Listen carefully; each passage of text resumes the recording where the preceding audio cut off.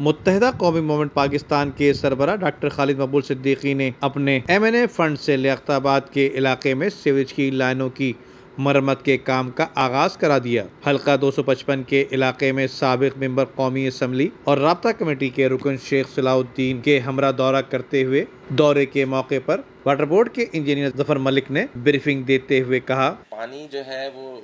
जैसे MD साहब हर अपने इंटरव्यू में बताते रहते हैं कि तलब और रसद का मसला है। 50% से भी कम हमारे पास पानी अवेलेबल है, तो जाहिर है हम सबको पानी तो नहीं दे सकते। आजकल एक प्रेशर का इशू हुआ है, उसको रिजॉल्व करेंगे इंशाल्लाह, तो वो पानी कुछ बेहतर हो जाएगा 1-2 दिन के अंदर। बाकी सीवरेज की शिकायत जो है वो डे बाय डे हमारी हो रही है, लॉकडाउन के दौरान भी, क्योंकि इसकी सख्त ताकीद की गई है chairman water board Syed Nasir Hussain Shah साहब ने और मोहतरम असदुल्ला खान साहब ने MD वाटर बोर्ड ने,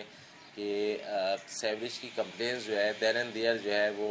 होनी चाहिए, क्योंकि रमज़ान जो है वो आपको पता है पाकीज़ा महीना होता है, तो उसमें कहीं पर भी कोई गंदगी जो है ना वो बर्दाश्त नहीं करेंगे। PWD के फंड से तरक्याती कामों के ब्रीफिंग के मौके पर डिस्ट्रिक्ट सेंट्रल के चेयरमैन रेहान हाशमी और दीगर भी मौजूद थे। Nadeem Siddiqui, Metro 7 city news, Karachi.